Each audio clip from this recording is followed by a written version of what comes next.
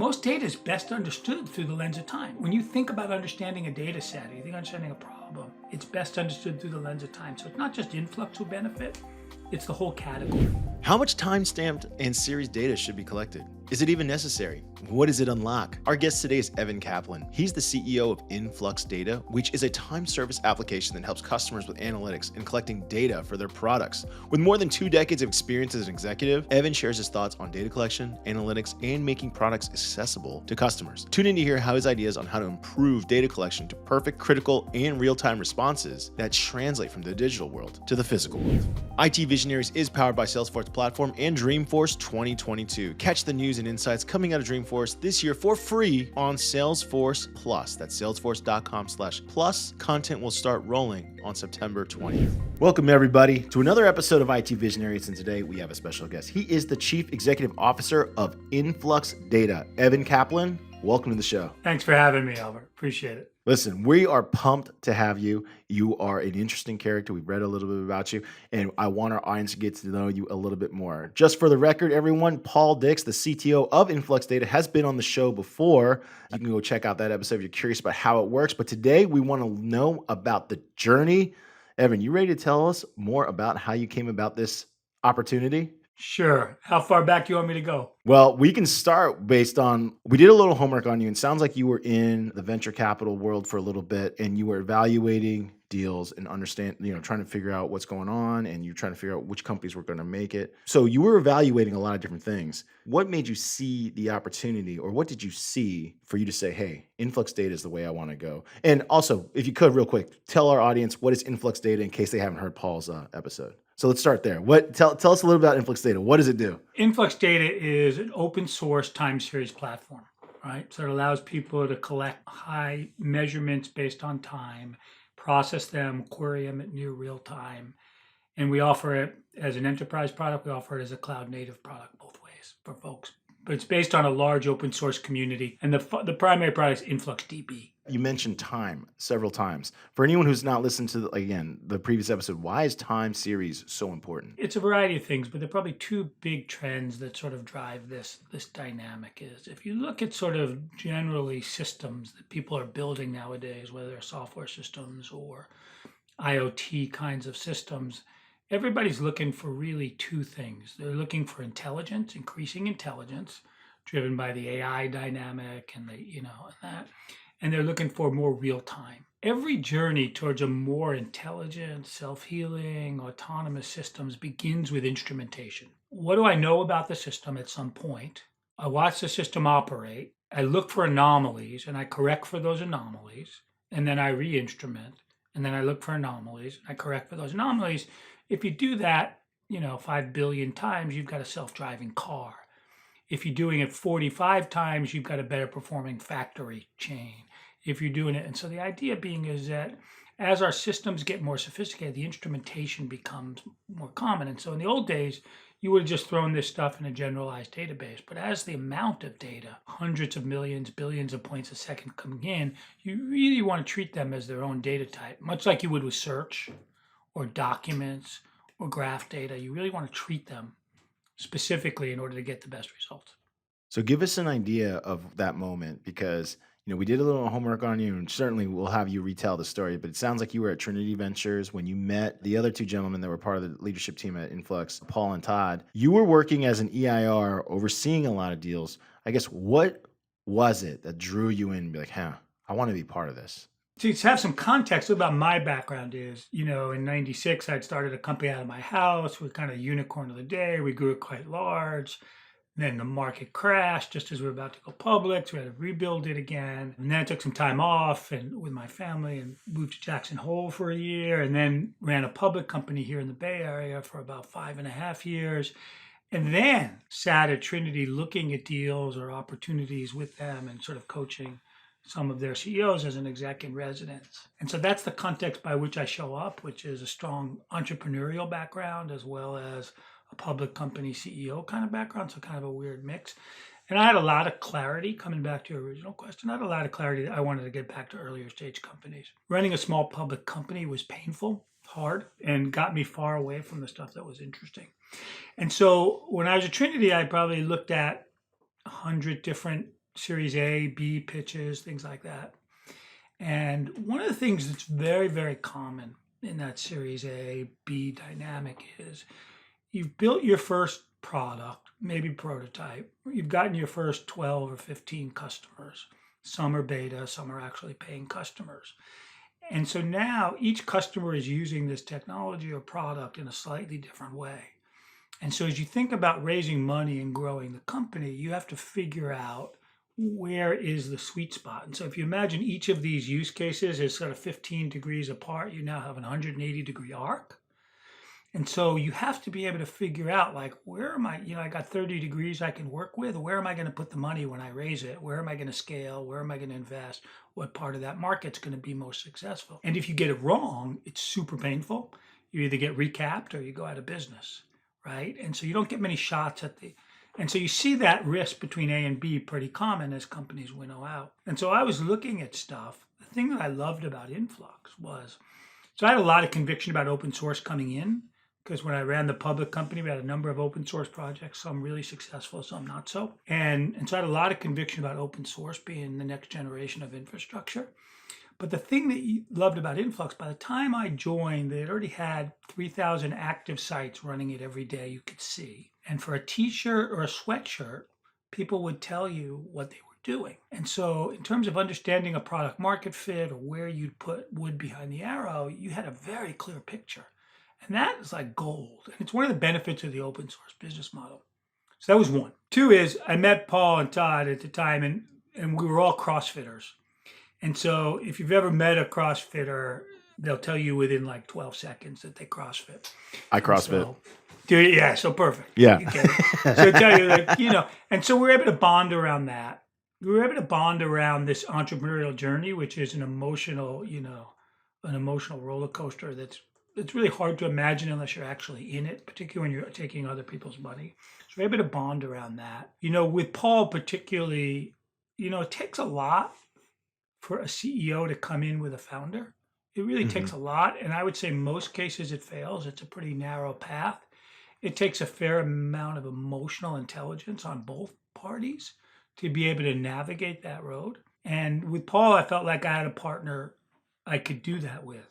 And that's turned out to be really true, which means we've built a kind of foundational relationship. And that was a big part. And then lastly, I just thought this time sync, you probably in the Paul podcast, you understood why he built it. But in my view I thought IoT was going to be a very big phenomenon.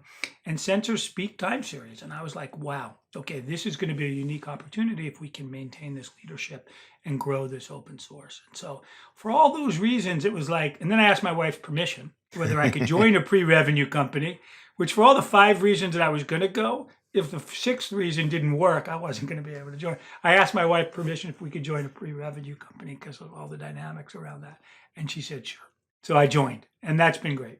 You hinted at some things that I want to definitely talk a little bit more about. You mentioned, look, it already was an open source project. You were already naturally interested in open source based fundamental businesses. There was over 3,000 sites using it. But the big thing I'm curious about is Paul had the vision for time series and why it would be important. Did you, at the time he pitched this to you, did you really understand what he saw in like the future of it? Or were you already sensing like, hey, how is this going to get solved? Or after talking with him, did you see like, wow, this is a real big opportunity? I think it was after, just to be honest with you. My background was in security and networking. It wasn't in data. Hearing, every great company is built on an entrepreneur's unique point of view.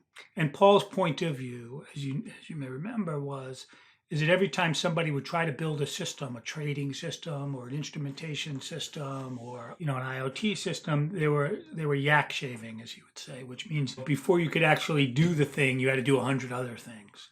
And so his point of view was like, you could make this way easier for developers and build a platform that's right from the get-go ready for time series data. For this to work, the CEO just can't be a figurehead. It has to be, I have to be able to contribute something to the mix, to the vision, to all that sort of stuff.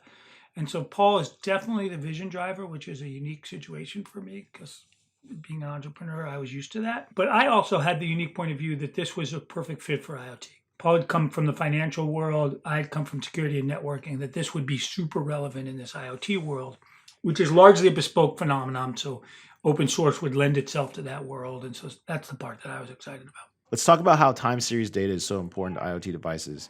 Most IoT devices are some type of alert notification, right? So the first step is something is wrong or something is amiss. Once something is amiss, correction measures can be implemented. That's generally what IoT tools are used for. From something as simple as, hey, this is my automated fish tank filter, right? It's going to change the filtration levels based upon what it senses, to something more critical, like a medical device that notices like how Apple Watch is working now, where it's like, hey, I don't sense a heartbeat. I'm going to instantly send a signal that says, hey, call for help. This is this person's location. We see use cases from the everyday to like, life critical now. When you think of it that way, it sounds like it makes sense to me, but for a lot of people, they don't understand. It's like, well, what was the problem before?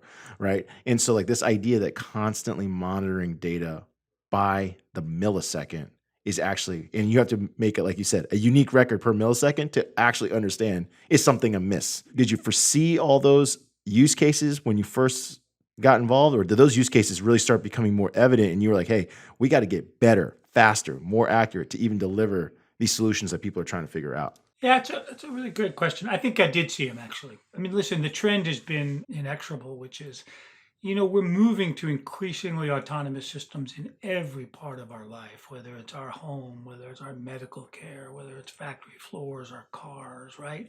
Things are getting smarter, right? The foundation of smarter, where smarter hits the physical world, is sensors, right? So whether you're measuring pressure, temperature, humidity, volume, light, heartbeat, what have you, and all of those are time sample measurement. The higher the resolution, often the more relevant it is. And so the first level of that stuff, I think you're hinting at this, is an indication system. It's too hot in your house, the alarm's going off, your smoke alarm. Your heart rate is above 160, maybe you should pull back a little bit or something, right? There's some indication, right? But the real promise, and we see it, and we're seeing it all over the place, the real promise is autonomy, right? So the idea is that I want my house to be at an average of 69 degrees during the day and 72 degrees at night, just making some numbers up. Can the system correct, right? Can the system, take the hysteresis out of it and correct for those sorts of things, right? All of that is based on time-based measurements and regular sampling, right? The self-driving car, can it know what the speed zone is based on how you're performing and what the signage is? And can it know when a person is in the, and so all of these things are based on time-based measurements. How long is it going to take for me to hit that person at this rate, right? When do I have to brake? The more sophisticated systems have a control loop where the control loop is built in, that it's not just indicating to a human, to a system, to an output, but actually builds a control loop. And so that's where the time series stuff becomes, it's very valuable in indication, but it's super valuable in control, is where I can take that data. And the first level of that is I can just see it in real time and act on it in real time. The next level of that is I can downsample that data and I can build a model that can predict what's going to happen in real time. So I'm not just responding to real time, I'm predicting already what's going to happen based on some inputs. And so you get this increasing level of sophistication. It's every single system we're going to deal with. And the driver behind all that is the availability of sensors. If you think about it simply as we're sensorifying the physical world. Yeah. That did not exist before. The Apple Watch, as you just mentioned, like it's just so many Bluetooth earphones. I'm wearing sensors all the time. One of the things I think about is back in the day when I was developing or working at software company, one of the things we did was we did real time. At the time, we called it real time. It was every minute. Real time alert notification systems of commentary for customer service, right? If people started complaining a lot about, let's say, wait times or something like that, then the business would then understand via social media density, like, hey, something's wrong, something's amiss. And that was every minute. But like modern applications, like especially like medical applications, how tight of time differences are we talking about? Like it's no longer a minute could be too long. I mean, it sounds insane to say, but like in a medical situation, a minute might be too long. How quickly are you taking snapshots and like So recording we data have points now? customers doing nanosecond resolution data, nanosecond, which means you can't keep that data around very long, right? Yeah. When you think about quantum computing and things like that. So there's real needs for there's very specific needs for that. But most of the data should be millisecond resolution to second resolution. And you can, not all systems need that. But the thing is, all systems will eventually trend towards that. If there's no downside to collecting the data and having the higher resolution, you need to store the high resolution forever. But having it to look at that window is actually pretty useful in a lot of cases.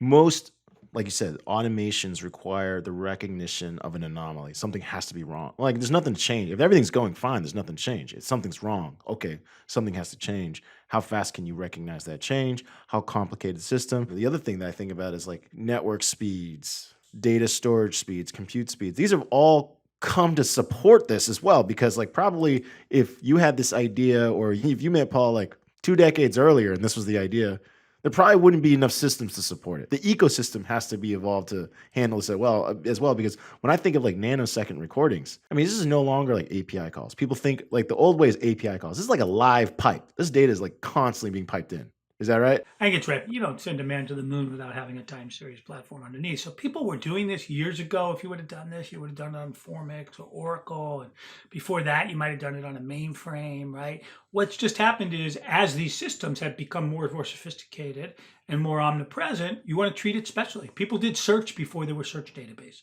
right? That's true. People certainly did document search before there was MongoDB. You're just getting into these increasingly specialized. And I think what the cloud environment has allowed you to very quickly assemble these different components together and get them to work together.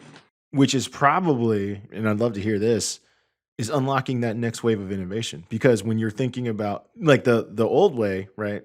We just talked about it. Like you would need a mainframe. You have to be an enterprise business to even think about experimenting.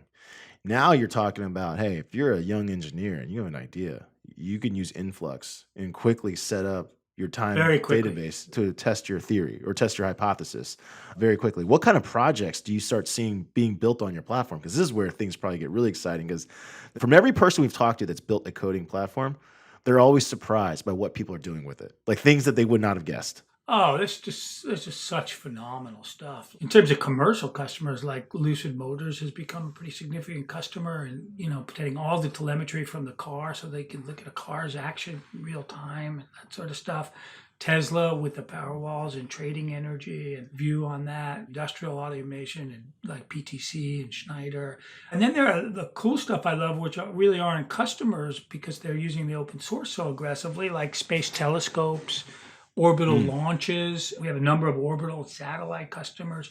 It's a very horizontal capability. Like you got a problem, you can't think of a business you'd start now that touch the physical world in any way where you wouldn't say, oh, I could find a useful time series. In fact, Albert, you're pretty technical. Like you should just go on the cloud. There's a free tier. You could build something for your house that you would find really cool. Everything, everything from measuring your heart rate during your Murph workout, right? And tracking that over a 4-year period, or to uploading your Apple Watch data. There's so many fun ways to play with it. One of the things that is great about the platform that Paul originally designed and built is super accessible, right? If you're any kind of developer, you can quickly put something together very quickly. All that stuff is really fun. There's a guy who built, a really good monitor for diabetes. It's better than some of the commercial ones for his home stuff, for his kid. I love these stories. Makes me feel like I'm doing really good work. The demand for more autonomous products, sensorified products, it's just going to keep going up, especially as now they're getting good, right? Like I remember when, it wasn't that long ago, like 10 years ago, walking the floor at CES and seeing like, oh, we're going to have smart fridges. Like, is that going to help me? It doesn't seem like, it doesn't feel like it's going to help me. That's been blown by now. By the way, I do have my first smart fridge and I love it. I love it. It tells me when to replace the filter. It tells me, like, it talks to me. Like, I got a dumb fridge still. I'm not gonna lie, my fridge is still a dumb fridge. I'm always impressed when the consumer companies come out with something that's really easy for me to to engage with from my phone. What I was getting at was like, there's more and more appetite than ever, and more companies, consumer CPGs, every company's going to try to figure out a way to build a smart layer to their product. I think that seems to be happening. Do you know why? The primary reason why is you get new business models. You get a service model. All of a sudden, back to the dumb thing, the smart refrigerator is, before the filter would go, I'd go on Amazon and I'd go find a filter that might match with TV and ship it to me. And now they alert me and say, would you like to order online within the same app? All of a sudden, they've got a service model, right? Not only do they sell me the refrigerator, they now got the warranty model. Same thing, I buy a BMW. I don't have a BMW, but if I buy a BMW, the car is instrumented. And so when the tire wear is not where you want it to be, like all of a sudden you're enabling these business models that are fundamentally different for people who just used to manufacture stuff and ship it out. That's why it's just a completely different economic offer. I'm one of those people that's still like, I think I'm old school because mainly because I'm cheap. Is like, as long as my product doesn't brick. I saw this thing with like smart fridges where if you didn't use the exact filter, like it wouldn't work. And I couldn't believe it. I was I'm like, still that cheap like doesn't. you. So it told me to order on that, but I went to Amazon and found another place that runs that one. But it told me, at least told me. When you see this type of demand, when you see this type of consumer demand and manufacturing demand, especially across industries that maybe weren't technical before, like we said, they're now getting into smart layers. Do you also see that with the next wave of talent? Do you see like more kids in college downloading an Influx instance and saying like, hey, I want to try to test this because more people are thinking that way now. You're coming into school or you're engineering, you're already thinking that way. So today, that community that was maybe 3,000 back then is like 640,000 today of active instances that run it daily. And a fair number of them are college students playing with it, they're home hobbyists. I can't tell you the number of times somebody built something at home and then took it into work and built something at work just because they got used to it, because it's a relatively easy product to build stuff around and you get really critical information very quickly. That's, and you see that and you go, okay, I should be instrumenting some of this other work stuff. When you see that happening, what do you envision for your company? Like when you think of where's Influx going to be in the next 4 to 5 years, how much faster can it be? Or how many more records? You're already collecting it down to the nanosecond. Where do you think your innovations will come from? In which categories will you take bets down? So we've already taken bets. Paul may have talked about some of this. We have a new storage engine coming online that gives us native SQL support and is dramatically more scalable and cheaper to run. And so that'll be in the open source. It's an MIT open source project. We want to make the onboarding journey really easy, even for non-developers. And so making that process really easy. So our view is the market's so large. How do we meet developers where they are? If they want to work in Ruby or Python or they whatever, can they build whatever they want on our platform in those, right? It's very much the company we try to take a playbook out of. I think Atlas, Mongo's Atlas did a really good job with this. Very few people have, is really trying to meet developers where they are and not trying to get them prescribed to where we are, and then have them be able to build something. The whole notion of, and you know this because you've been a developer, like, the feeling of getting something right, the feeling of empowered, the feeling like you've got this tool that works in such a variety of different situations that allows you to take it from job to job. We want to build sort of a loyalty like, wow, I feel powerful when I use this capability, this tool.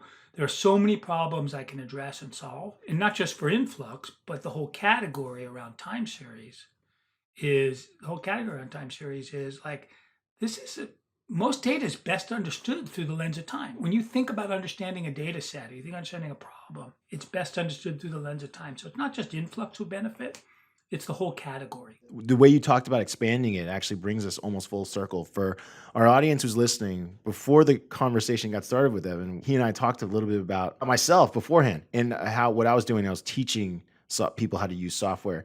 And Evan, the thing that you said, meeting developers where they are or meeting the next generation of developers where they are, I'll share this tip. You're the boss. You can do whatever you want. One of my buddies is a servicer for UiPath. And they said that one of the things that they did was they started doing build your own robot seminars. And so many people would come because they'd be fascinated. They're like, how do I do this? And so they would come and be like, build your own robot using UiPath. The company was called Jolt. It's a servicer. I can tell you that they service so much business because of that they got acquired by another bigger servicer recently. Developers, sometimes they need, in this case, it was developers and non-developers. They just need that opportunity to be like, well, what is this that you're doing? So yeah, they did like a world tour, build your own robot. That's a really good idea because a lot of the home automation, the open source home automation, use Influx already. So we could have fun with that in terms of getting people. I hadn't really thought of it. We did a while ago build your own IoT with Raspberry Pis, but there's an opportunity to expand that idea. I agree. Like you said, there's endless appetite. There's more because more companies, like you said, more companies, everyone wants to know how to get better at this. So this is going to be an exciting future. You want to be able to scale from laptops or sensors all the way to heavy, heavy duty work in the cloud. And so we've been able to do that rather nicely. And I give Paul a lot of credit for that. Well, Evan, it was awesome having you on the show today at IT Visionaries. I want to say thank you for sharing some of the things that you guys are doing and what you're looking forward to at Influx.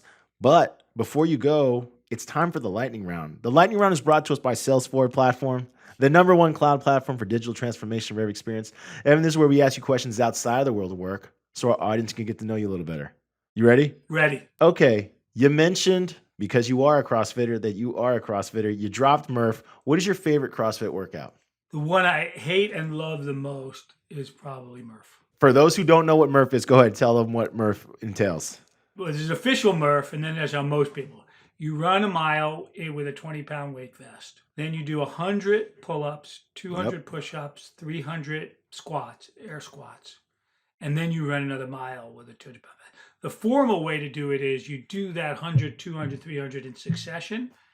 But most people break it up to do like 5 push-ups, 10 pull-ups, or 5 pull-ups, 10 push-ups, 15 air squats. So it's a brutal workout, and Paul's actually much better at it than me now. Because he's lighter. He's way lighter. What was your time? What is your best Murph time you've ever? I haven't done it in a couple of years, but it was like 49. Wasn't magical. And did you do it prescribed? No, I didn't do it with the 20-pound weight vest. So. All right. Well, I can tell you that I'm a bigger guy, so I've done a modified Murph myself, and you beat me. It's a brutal workout for anyone who's never done it. I do highly recommend it. It's a lot of fun. It does give you a sense of accomplishment at the end of it, and I think Evan, you would attest to that. Like when you're done with it, you feel like you just took on a massive challenge. Yeah, as you know, the CrossFit, there are these hero workouts, and that's the hero of the hero workout is Murph, and they do it on Memorial Day every year. So when you're not doing CrossFit, what do you like to do for fun? I'm a big skier. I've got a long history of skiing and climbing around the world. And so, when I can get my kids, I have a 15 and 16-year-old. And so when I can get them, they have to climb 2 peaks a year, one on Father's Day and one on my birthday, which is in July. And so that's the only time they'll go with me because they think it's pointless. They're like, Dad, there's no restaurant up there. There's nothing when you get there. Like, why are we doing this? There's no ball. There's no game. And so we get them out climbing. It's the one indulgence that we have. But so mostly that. And then when you have teenage kids, it's like, I'm a chauffeur. The normal sort of thing. When you're climbing, what kind of climbing do you do? I mean, I know there's all different types of climbing. Do you typically are you just walking up trails? Are you actually using ropes and gear? Are you doing free solo? Probably not done a lot of serious climbing in the last 15 years since I've had kids. But I've been on multiple Himalayan expeditions, South American expeditions. A lot of ice rock. I lived in Yosemite for a month and a half, Joshua Tree for a month. That was really my life before I had any professional career. I worked for Outward Bound as an instructor. I mean, just different stuff. That was my life. Would you describe yourself as a thrill seeker? Ironically, no. Like if you put me in a racing car, I'd be afraid to, hit the curves. I just really like, and you can appreciate this, as I like measured suffering. I like things that are hard, and I feel like you have to suffer a little bit every day to sort of clean your pores out, if you will. And so I suffer a little bit every day. I think that's why you returned to the tech game. You know what I mean? You were CEO at iPass, you took a breather, and you got back in the game, full of punches. As much as it's great to work with these amazing people, it is when you're a CEO, you're carrying the ball every day. So yeah, there's something. I wouldn't call it pure suffering in the same way. It's a lot of fun. Well, Evan, it was awesome having you on the show. I want to say thank you for sharing some of the personal stories about yourself, but your vision, and I agree with it, of how the market is moving and how we are constantly looking for an answer. As people, we're always looking for something to do something for us. First step is sensing it. Next step, rectifying whatever the problem is. That's the levels of automation that we're looking for. I mean, it all starts with getting that time series data down to, like you said, the nanosecond so that you can actually see what's wrong. Thanks for joining us today on IT Visionaries. Thanks, Albert. It was really fun talking to you. IT Visionaries is powered by Salesforce Platform and Dreamforce 2022. Catch the news and insights coming out of Dreamforce this year for free on Salesforce Plus. That's salesforce.com/plus. Content will start rolling on September 20th.